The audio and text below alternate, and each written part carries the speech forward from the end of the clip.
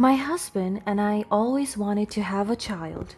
We loved each other deeply, and I could see a very bright future ahead of us, and I know that it would be much brighter when we finally have a little kid with us. But unfortunately, after 3 years of marriage and trying, we are still not blessed with a child. I have my frustrations and questions about myself, but nothing hurts me more than to hear my husband complain and publicly express his frustrations about us not having a baby. On top of that, his family never failed to tell me that they couldn't wait long enough.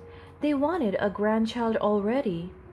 The pressure that was put on me was very heavy. It is so suffocating, and I couldn't even think of what was best for me because I kept on pleasing other people, especially my husband. Aside from that, his complaints have more pain and a disappointing tone. He kept on comparing me to his sister or even to other girls that are close to her. Just look at my former classmate in elementary. She's the same age as you, and she already has 4 children. A lump in my throat was so heavy to swallow. What is he trying to imply? I'm fully aware that I'm not capable of bearing a child due to health reasons, but I'm not barren. The doctor told me that it is not impossible, but it would take time. My hopes are still high, and I want to prove that to my husband. Don't worry, honey, we will have a baby soon. Soon? When is that? When the crow turns white and the water in the oceans runs dry? That is impossible. I could feel my heart hurting, but I want to reassure him that one day we will finally have a baby. I'm certain that we will. I flashed him a forced smile just to hide the pain, but he kicked the nearest chair and walked out with frustrations looming over him. I could see that our relationship has gone into turmoil. Day by day, I have seen how my husband's treatment of me has changed. I understand that he wanted a child. I hope he also understands that I'm trying my best as well. That's why I took the initiative to consult another obstetrician gynecologist and ask for advice on the best things to do to conceive. I spent all my savings to get a consultation from the very competent and best doctor in town, and I was lucky enough because I was able to book an appointment. As the doctor checked on me, she told me things and methods that I must practice to boost my fertility. I went on a different dietary program and medication and took lots of tests to ensure that I can conceive a child once my husband and I try. I kept my husband's spirit high because I don't want him to lose hope in us having a kid. It's our lifelong dream and we want to fulfill it together. I'm very much aware that married life is a tough journey, and from the moment I said I do to Simon, I believed we were to embark on a journey filled with love, trust, and the hope of building a beautiful family together. One day, I felt the urge to have a pregnancy test after discovering that my period is delayed and experiencing all pregnancy symptoms, and I tested positive. I'm pregnant! It was a dream come true, a moment that filled my heart with overwhelming joy. I told my husband about the news, and I couldn't explain how happy he was. He carried me all around the house, a sign of his immense joy. I never saw him this happy, and I am so grateful that I was able to put a smile on his face and mine as well. Our lives changed, and by the word change, my husband's treatment towards me became good, and there were no days filled with complaints and frustration, just pure love and happiness. However, the road ahead was never good. As my belly grew, an unforeseen storm began to brew beneath the surface of our seemingly perfect life. It was when I reached the 7th month of my pregnancy that Simon dropped a bombshell that shattered my world. It was on a fine night when my husband approached me furiously, and I'm currently 7 months pregnant. He just went back from his important errand and he was gone since 4 in the morning. Let's talk. I was taken aback as he dragged me to our room and slammed the door behind me. What is wrong? He looked at me, his eyes filled with a mix of guilt and uncertainty, and told me a shocking command. Abort the baby now. I was dumbfounded, unable to comprehend the sudden change of heart. Why would Simon, the man I love more than anything, suggest such a devastating decision? This is what he ever wanted. I put in a massive effort for this to finally happen, and then what? He wants me to abort the baby? For what reason? What is happening, hun? What do you mean? I don't want a baby anymore because this is not mine. We will go to the hospital tomorrow and I will have a nurse assist you in getting the baby out of your room. My eyes widened at his revelation. Have you lost your mind? This baby is yours. He held my wrist so tight that his grip was marked on my skin. He then grabbed my chin and held it tight as well. The pain was so prominent that I wanted to scream so bad, but I tried to control myself. I am your husband and you will do as I please. He shouted the words at me with piercing eyes, ready to devour me.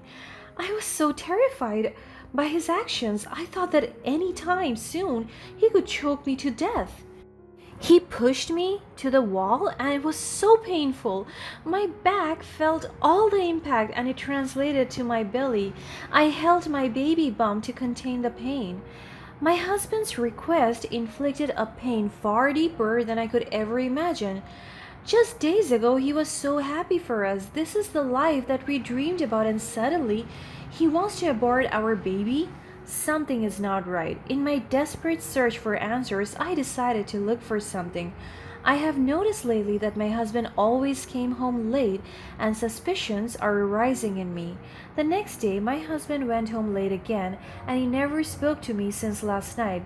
The thought of him physically hurting me was heartbreaking. But I was so shocked when he brought a girl with him, a familiar one. I must have seen her somewhere. He approached me with a serious face while the girl tagged along with him. This is Donna, our nurse. She will administer the abortion.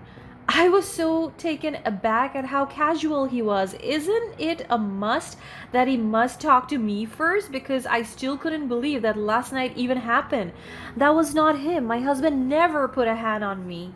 And I refused to believe that he meant everything. However, I sensed that this conversation is not going to be a good one, so I secretly maneuvered through my phone and hit record. But right now, he had the guts to bring a nurse with him? What on earth is even happening? How could he betray me with someone who was supposed to provide comfort and support during this vulnerable time? No, I will never let that happen. He laughed so hard that even the nurse laughed with him. What is wrong with them?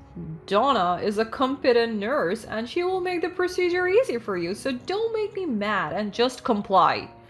Shouldn't I have a say on my body? What is wrong with you, Simon? This is the child we are talking about. He scoffed. As if that baby is mine. It is so hard to believe that you got pregnant when we kept trying for years and nothing happened, but now all of a sudden you got pregnant. I refuse to believe that I'm the father of that child. I brushed my palms to my face out of frustration. Please don't do this. You have to. The baby has to be aborted before conflict arises. You must respect your husband's wishes. Do you want him to father a child that is not even his to begin with? Oh, please, don't be so selfish. You are asking me to take away my child. I will never do that. This is my baby, and you have no authority over me. Donna rolled her eyes at me.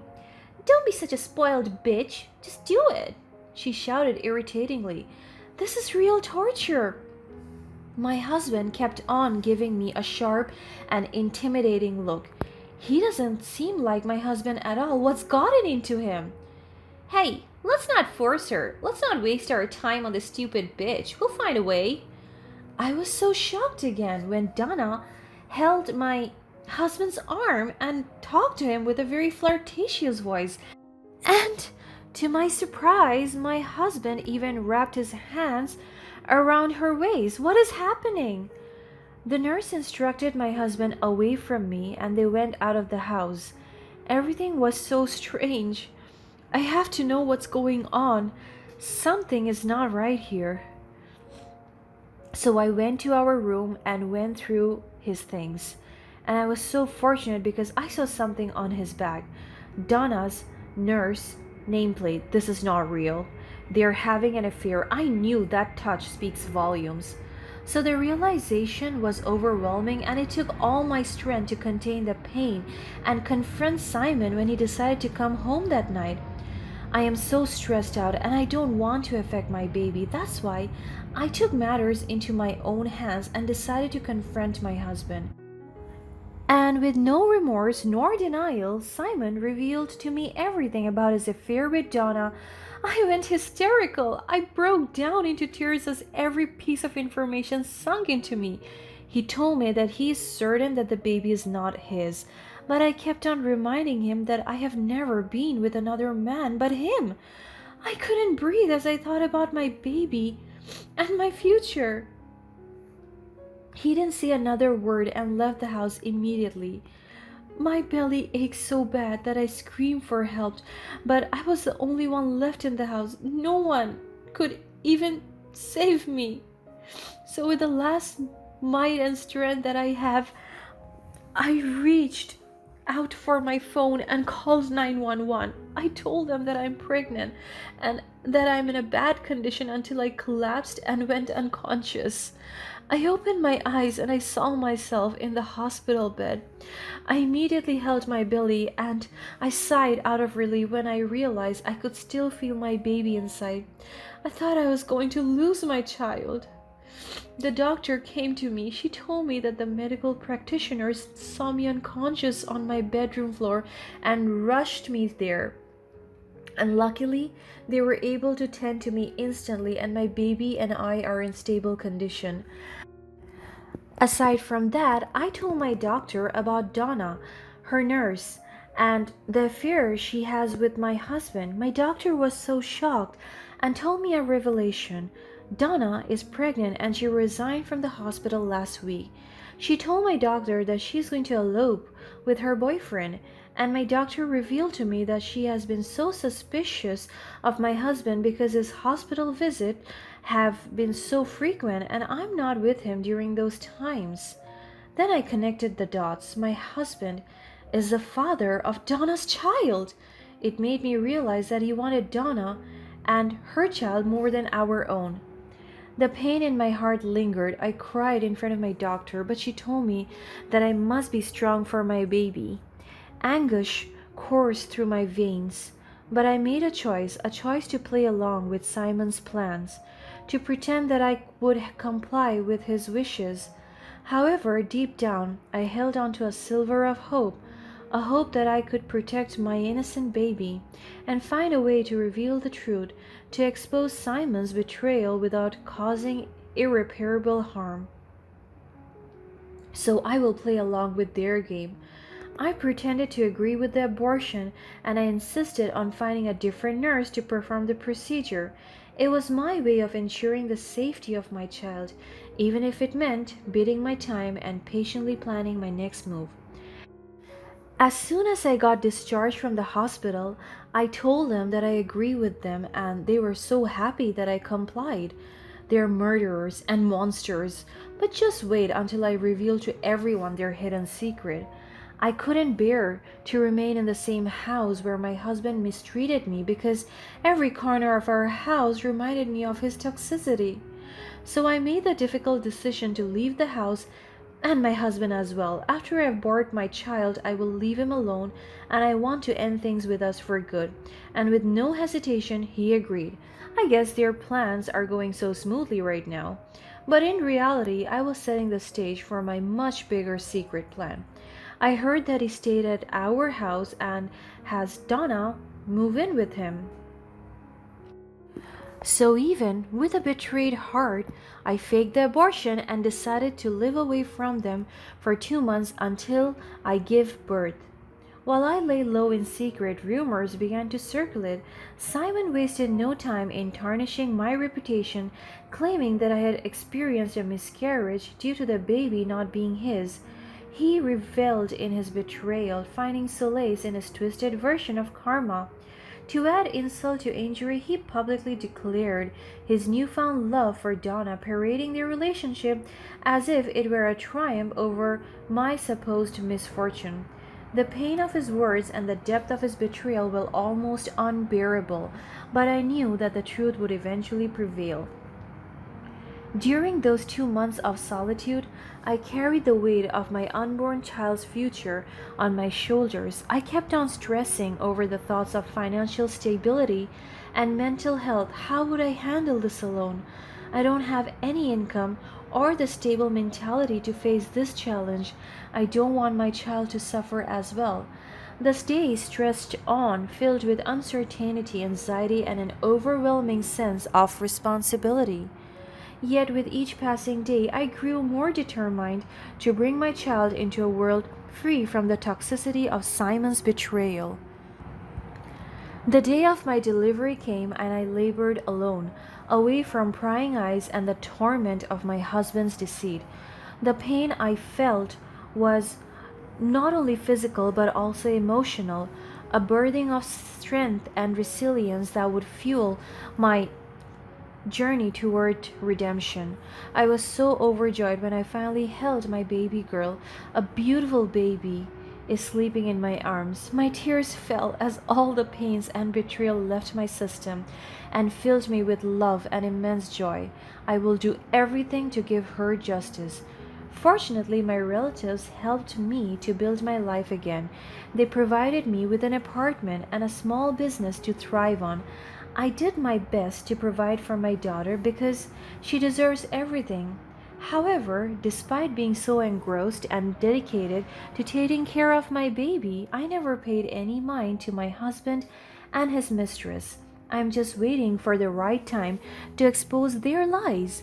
Then one day, information about a baby shower came to me, so I carefully orchestrated my plan, gathering evidence that would expose Simon's lies and bring justice to our shattered lives.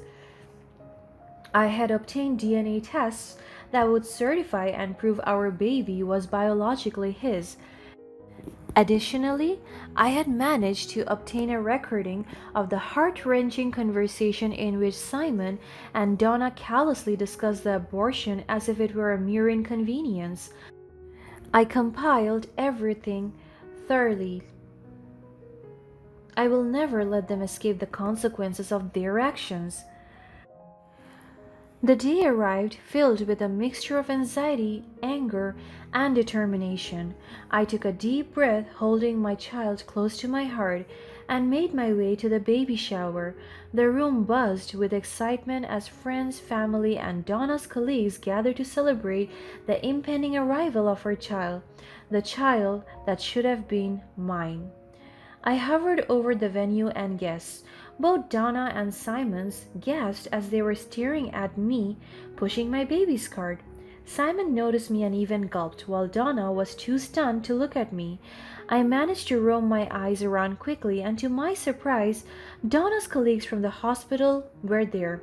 All faces were familiar to me. And with a steady stance, I faced the crowd as soon as I reached the center. My husband tried to drag me, but I gave him an intimidating look, one he has never seen before. I stood in front of them with my baby on my side. "Excuse me, everyone, I have something important to share." The room fell silent as all eyes turned in my direction. "Simon, Donna, it's time to reveal the truth that you have been hiding from all of us." Simon's face turned pale while Donna attempted to maintain a composed facade. "I have here the DNA test results that prove without a doubt that our child is biologically yours, Simon." I presented the DNA test results to the crowd, their eyes widening with shock and disbelief. The undeniable proof of our baby's parentage left them speechless. Their whispered conversations drowned out the weight of the revelation. I composed myself and went back to addressing the crowd. But that's not all. I also have undeniable evidence that Simon and Donna conspired to convince me to abort our baby. With trembling hands, I played the recording, its damning contents echoing through the room. As the cruel words spilled forth, Simon and Donna's facade crumbled, their guilt etched upon their faces for all to see. The silence that followed was so loud. All the guests were feeling the tension as they exchanged their sighs towards the screen or to Simon and Donna. You see, Simon and Donna thought they could deceive us all, that they could take away our happiness and replace it with their own, but I refuse to let their lies define me or the love I have for our child. This is my life, and I will never let assholes like you control me. I also have something to share with all of you. This recording, along with the DNA test results, has led to Donna's medical license being revoked. Her unethical behavior will no longer harm others. Donna's colleague stood up and agreed with me. Donna shouted in desperation and begged me to stop. Please, this is too much. Too much? Oh, please, this is nothing compared to what you did to me. And for the record, you did this to yourself. And as for you, Simon, you will face the consequences of your betrayal in the eyes of the law. Simon's face contorted with anger and frustration, unable to escape the consequences of his actions. And still, he had no inch of remorse in his face, but I could see the embarrassment. I looked directly at them. You thought you could destroy us, tear us apart? But the truth will always prevail, and I will not let your lies define me or our child. Then my baby and I left the venue. I will leave it to the spectators to deliver the news all around. They deserve that. After that, legal proceedings followed, and he was held accountable for his deceit and the pain he had inflicted upon our lives. In the aftermath of the revelations, I found solace in the knowledge that the truth had prevailed. Though the scars of Simon's betrayal would forever mark my heart, they served as a reminder of my strength and resilience. With my child by my side, I focused on rebuilding our lives, free from the toxicity of Simon's presence. Friends and family rallied around us, providing unwavering support and love. Together we embraced the future, guided by hope and unwavering bond between a mother and her child.